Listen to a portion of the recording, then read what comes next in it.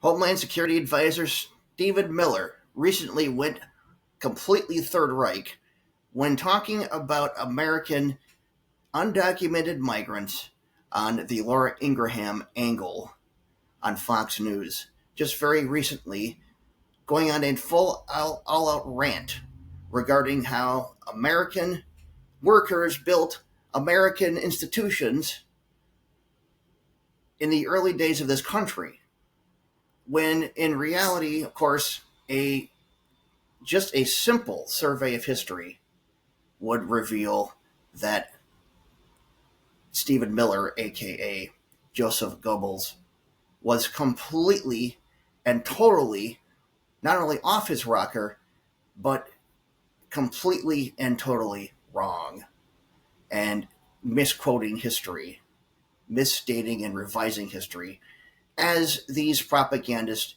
tend to do. My name is Scott Schneider. I'll tell you about it here on Fed Up in Minnesota. First off, before we go any further with this useless debacle, who was Joseph Goebbels? Just to remind those of you who either have forgotten the history, you need a history primer, or simply have never really been familiarized with the hierarchy of the Third Reich in Nazi Germany. Paul Joseph Goebbels was a German Nazi politician and philologist who was a Gauleiter, district leader of Berlin, chief propagandist for the Nazi Party, and then Reich Minister of Propaganda from 1933 to 1945. He was one of Adolf Hitler's closest and most devoted followers, known for his skills in public speaking and his virulent anti-Semitism, which was evident in his publicly voiced views. He advocated progressively harsher discrimination, including the extermination of the Jews and the Holocaust. Goebbels, who aspired to be an author, obtained a doctorate in philology. I don't know what that is. Let's see what that is.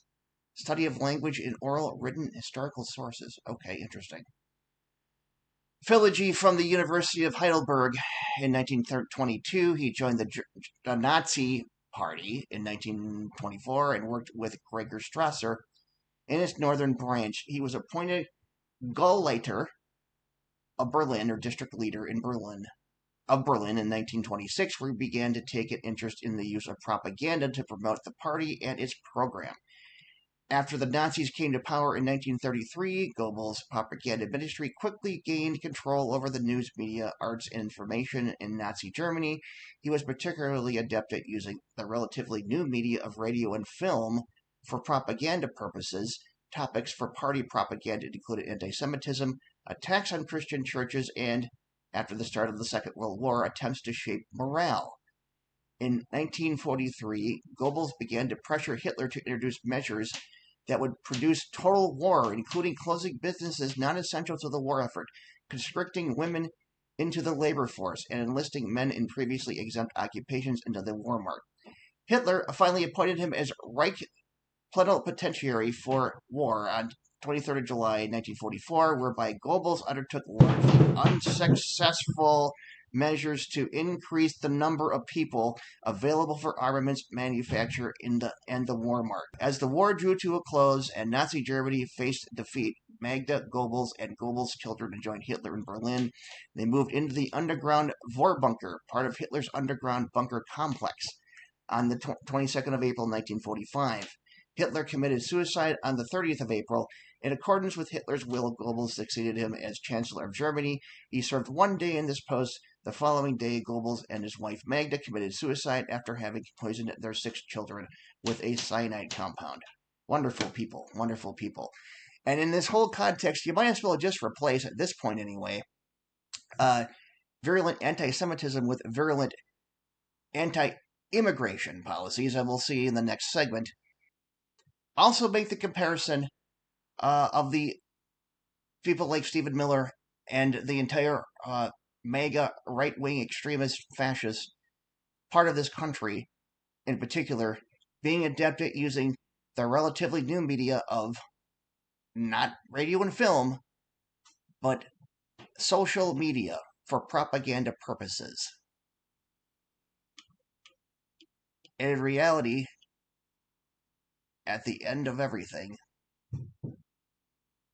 here's the other big comparison we can make with Goebbels and Donald Trump. This is while Goebbels was helping grow the Nazi Party in 1926. In hopes of winning over the opposition, Hitler arranged meetings in Munich with the three greater Ruhr-Gau leaders, including Goebbels. Goebbels was impressed when Hitler sent his own car to meet them at the railway station. That evening, Hitler and Goebbels both gave speeches at a beer hall rally. The following day, Hitler offered his hand in reconciliation to the three men, encouraging them to put their differences behind them. Goebbels capitulated completely, offering Hitler his total loyalty. He wrote in his diary, "I love him. He has thought through everything.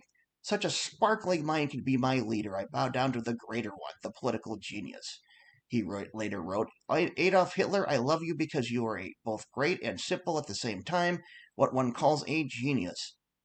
As a result of the Bamberg and Munich meetings, where all of these other Nazi geniuses, supposedly quote-unquote geniuses, came together, the National Socialist Working Association was disbanded, and Strasser's new draft, Strasser's the other guy they met with, of the party program was discarded. The original National Socialist program of 1920 was retained and unchanged, and Hitler's position as party leader was greatly strengthened. Just a reference to that last clip about Goebbels. When the Nazi Party referred to the National Social Workers' Party, it was talking about socialism as a form of redefined socialism that was covering up Hitler's actual desire for nationalism that led to fascism. So they were using socialism as a crutch there to sort of cover up their nefarious aims for the country of Germany. But over here to our esteemed Homeland Security Advisor Stephen Miller and his rant about immigrants. Let's start this with the clip. Being constructed in record time, by the way. You know what you don't see there are any illegal aliens. You look at the photos of us landing a man on the moon, you look at the NASA control room, you don't see any photos of illegal aliens.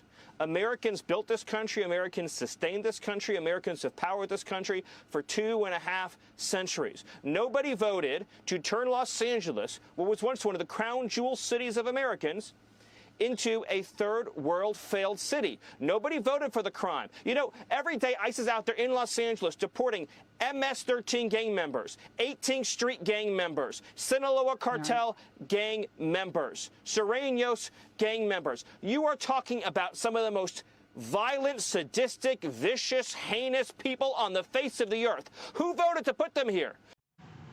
First off, this is out-and-out propaganda.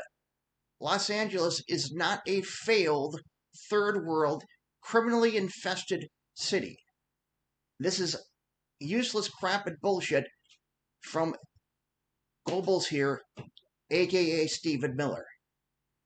And as you'll see, go further into the clip here, all of this bullshit about immigrants not building all of these different buildings and trademarks of United States of America that we take for granted today is total nonsense and bullshit. It's Stephen Miller trashing immigrants of any kind, because it's certainly absolutely patently not true that immigrants did not build these things, because they did, and they were huge contributors to these things.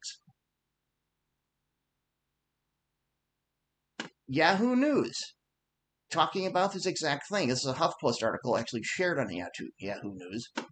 Trump's senior White House aide Stephen Miller pushed a bonkers racist claim on Monday after he suggested that he could spot someone's immigration status just by looking at a picture of them. In reality, of course, first off, you can't tell. The reason why you can't tell that there are immigrants building these features in the photos, because most of the immigrants that came to America back in the in the early mid-20th century were white people, but they were still immigrants. The same way all of our ancestors came to America. They were all immigrants, all of them, every single one of them. We are all immigrated from other countries, basically Europe. Many of us came here undocumented. That's who built this country. You want to talk about NASA? You want to talk about people who built the Empire State Building? There were droves of immigrants who helped build things like the Empire State Building and there actually were slaves that built the U.S. Capitol that they all contributed along with illegal immigrants. And to go further into that story, in reality, immigrants played a key role in the construction of the Empire State Building, a project that at its peak had a workforce of 3,500 people. Many of the workers were Irish and Italian immigrants who were notably joined by Mohawk iron workers, according to the Museum of History of the City of New York. The iconic skyscraper was also designed by Shreve, Lamb, and Harmon, a firm founded by Canadian-born architect Richmond D. Shreve and William F. Lamb, whose father was an immigrant from Scotland before Chicago native Arthur Lomas Harmon joined in 1929. The Empire State Building took just over 13 months to build between March 1930 and April 1931, becoming the world's tallest building at the same time. It held the title for nearly 4 decades until the construction of the World Trade Center. So here's Miller spouting off his bullshit. Social media users ripped Miller's skyscraper talk and also took aim at his NASA comments, referring to the secret U.S. intelligence program Operation Paperclip that brought Nazi scientists to America that played a key part in the beginnings of NASA and its Apollo missions in the years after World War II. We the people. Yes, immigrants, particularly Irish and Italian laborers and Mohawk iron workers, played a significant role in the construction of the Empire State Building. These workers were essential to the project, with the workforce peaking at 3,500. Bad Fox Graphics joins in. The Empire State Project employed 3,400 construction workers, many Italian and Irish. Mohawk iron workers, Skyboys, were vital to crew members, one bricklayer. Aniello Conte was an Italian undocumented immigrant. His papers were not visible in the photos. Duh. Everything from the Jason Goldman. This is all on X, by the way. Everything from the history, which I don't join because I'm not full of. I don't want to deal with the right-wing propagandist bullshit on there. Everything from the history of agricultural labor prior to the founding, through the post-slavery industrial revolution, through the Werner von Braun at NASA, which is he's a very famous Nazi scientist who came over from Germany, is a direct refutation of this ahistorical bullshit. Max Blumenthal. They were Nazi war criminals brought to the U.S. through Operation Paperclip, but they were legal. When you look at the photos of NASA control room during the moon landing, you don't see any illegal aliens, just actual bona fide Hitler-era German full Nazi rocket scientists. And it goes on and on and on.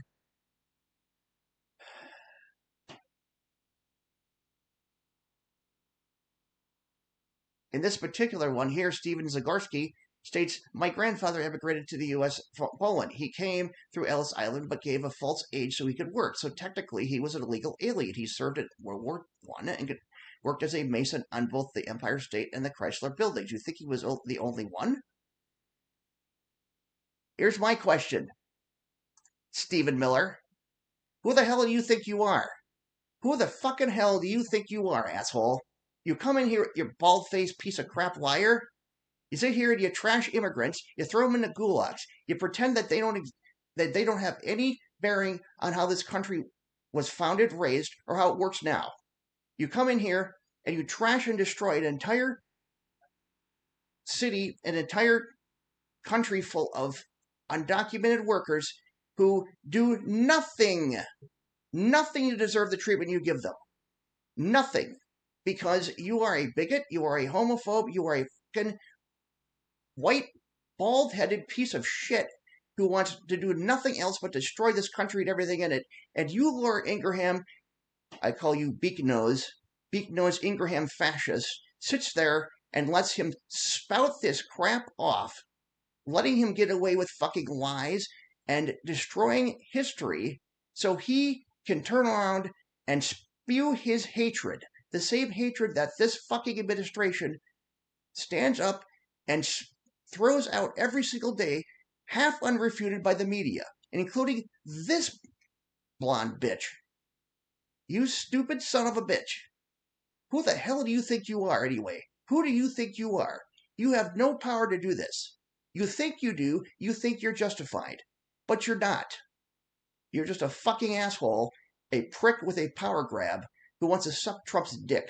And you're using everything that you have available to you to stand up here, lie to all of us, and make it look like you are some kind of moral authority when you're just the worst piece of trash that ever walked into the administration aside from Trump himself, and along with many others in his cabinet. This isn't the first time, of course, that we have seen Stephen Miller at his fucking worst. It goes all the way back to his formative years. To the issue of the Iraqi civilians, I think that as many of them should survive as possible, because the goal of any military conflict is to kill as few people as possible. But as for Saddam Hussein and his henchmen, I think the ideal solution would be to cut off their fingers. I don't think it's necessary to kill them entirely. We're not a barbaric people. We respect life. Therefore, torture is the way to go.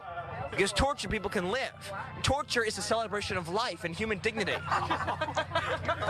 We need to remember that as we enter these very dark and dangerous times in the next century. And I only hope that many of my peers and people who will be leading this country will appreciate the value and respect that torture shows towards other cultures. So, can you see the similarity between Stephen Miller and Joseph Goebbels?